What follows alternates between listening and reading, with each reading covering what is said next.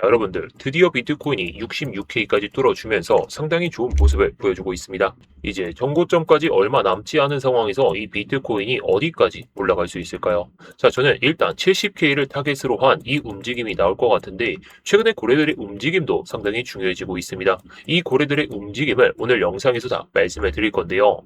자, 그리고 영상 끝까지 보시게 되면 제가 이 보조 지표를 여러분들께 좀 공유를 드리고 있습니다. 자, 최근의 모습을 봤을 때 여기서 롱이 뜬 다음에 아직까지도 이 추세에 있어서 셀이 안 나왔죠. 그만큼 힘이 세다는 건데 이 지표도 영상 끝까지 보시면 공유를 좀 받으실 수가 있으니까요. 이 내용에 대해서도 잘 알아두시기 바라겠습니다. 자, 일단 비트코인이 어떻든지 간에 비트코인이 좀 움직이려면 어떻게 될까요? 바로 큰 자금이 들어와야 되죠. 자, 그래서 이 모멘텀 웨일, 이 내용에 대해서 제가 한번 말씀을 드려볼까 하는데요. 비트코인이 일단 6만 달러 초반에서부터 6만 달러 이상까지, 6만 6천 달러 이상까지 반등을 계속해서 보여주면서 시장 분위기가 조금씩 살아나고 있습니다. 그런데 오늘 소개해드릴 이 온체인 데이터는 단순한 가격이 아니라 고래들의 심리 변화를 보여주는 지표라는 거죠. 많은 분들은 고래가 거래소로 비트코인이 많이 보내면 무조건 악재라고 생각합니다. 하지만 정말 중요한 것은 얼마나 보내고 있느냐, 이게 중요한 게 아니라요. 그 흐름이 강해지고 있는지 아니면 약해지고 있는지, 즉 모멘텀이라는 겁니다. 오늘은 이 모멘텀 고래 비율을 이 유입 비율을 통해서 현재 비트코인이 어떤 국면에 들어서 있는지 한번 보도록 하시죠. 자, 일단 이 데이터는 64.6K 수준에서 나왔던 데이터이기 때문에 조금은 다를 수가 있습니다. 그래도 앞으로 좀 체크해 봤을 때 상당히 중요한 내용이 될 수 있다 보니까 말씀을 드리는 거죠. 자, 먼저 이 지표가 무엇인지 설명을 드려보겠습니다. 자, 차트를 보면 위에는 빨간색, 아래는 초록색으로 나와져 있죠. 빨간색은 고래들의 이 거래소 유입 모멘텀이 강해지고 있는 구간입니다. 즉, 대형 투자자들이 거래소로 비트코인을 보내는 속도가 빨라지고 있다는 뜻이죠. 반대로 초록색은 고래들의 거래소 유입이 줄어들고 있는 구간입니다. 여기서 중요한 것은 이 지표는 총 유입량이 아니라 변화의 방향을 보여준다는 거죠.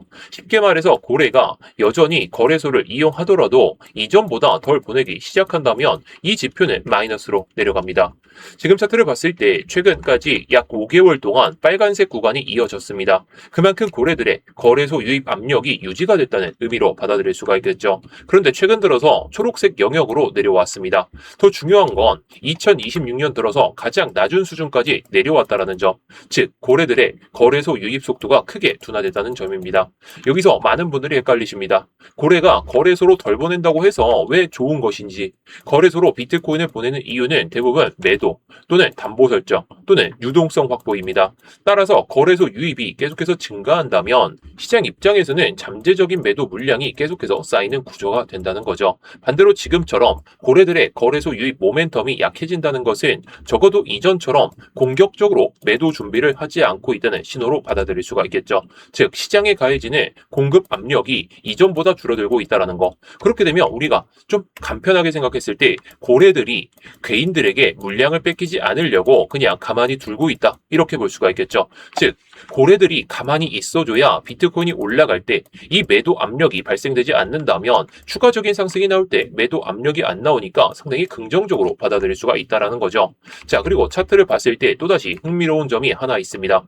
이번 모멘텀 약화가 나타난 시점은 비트코인이 연중 저점을 기록한 시점이에요. 과거에도 비슷한 패턴이 여러 번 나왔죠. 고래들이 거래소 유입을 줄이기 시작한다면 시장에서는 공급 부담이 완화되고 이후 가격이 단기 반등하는 경우가 적지 않았습니다. 시장에서는 공급 부담이 완화되고 이후 가격이 단기 반등하는 경우가 적지 않았죠. 물론 항상 그런 건 아닙니다. 하지만 적어도 고래들의 매도 압력이 줄어든다는 것은 시장에는 긍정적인 변화로 다가올 수가 있겠죠. 자, 그렇다고 해서 이 지표 하나만 보고 무조건 비트코인이 거래소에서 고래들이 비트코인을 안 보내니까 결국에 올라간다, 이런 소리는 아닙니다. 최근 우리가 살펴봤던 데이터들, 제가 지난 영상에서도 말씀을 드렸죠.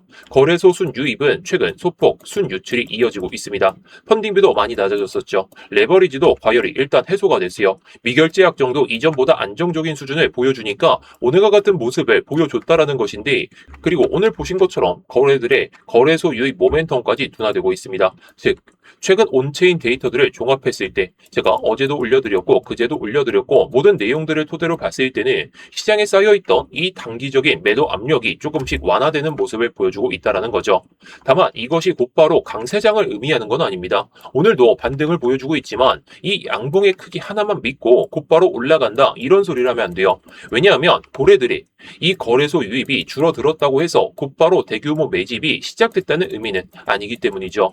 우리가 앞으로 해야 하는 것은 고래 유입이 줄어드는 동시에 거래소 보유량까지 다시 감소하는지, 그리고 스테이블 코인 유동성이 또다시 확보가 되면서 비트코인 도미넌스까지 또다시 올라가는지, 이게 더 중요합니다. 이런 신호들이 똑같이 함께 나왔을 때는 비로소 시장은 지금보다 더 강한 상승을 가리킬 수 있다는 거죠. 결국 오늘 데이터의 핵심은 하나입니다. 고래는 아직 시장을 떠난 것이 아니라 거래소로 보내는 속도만 줄이고 있다는 것. 이는 이전보다 매도 압력이 완화됐다 보니까 오늘과 같은 모습이 나왔지만 단기적으로는 비트코인의 가격 회복에 보다 긍정적인 환경을 만들어줄 수가 있겠습니다.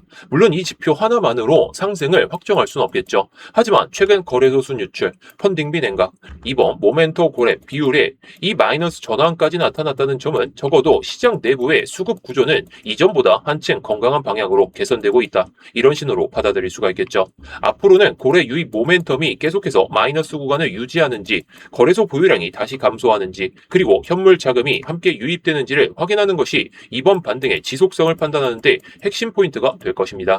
자, 그래도 우리가 이런 데이터들을 하나하나만 믿고 제가 여러 가지 데이터를 말씀을 드리면서 최근에 비트코인이 반등 가능성이 보다 높다라고 말씀을 드렸었는데요.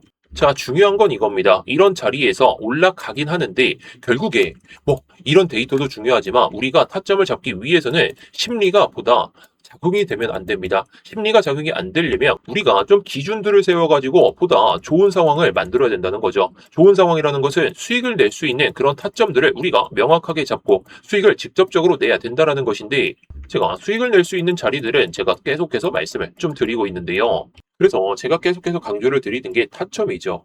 자, 시장은 아무 데서나 매수하고 아무 데서나 매도하고 이렇게 해서 돈을 벌 수 있는 곳이 아닙니다. 같은 방향을 봐도 어디서 진입하는지 이거에 따라서 결과가 완전히 달라지죠.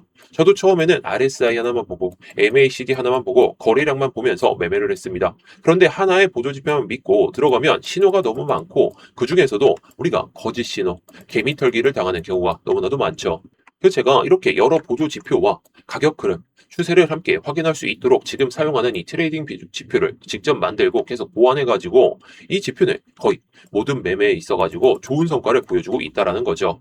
자, 실제로도 제가 매매를 통해서 이 정도의 수익을 챙기고 있고 지금도 롱을 들어가가지고 여러분들께 말씀을 드리고 있는데, 물론 시장에 100%는 없습니다. 손절해야 하는 자리도 분명히 나오죠. 이게 롱이 떴지만 갑자기 내려가면서 셀이 나오게 된다면 그거는 손절을 해야 되겠죠.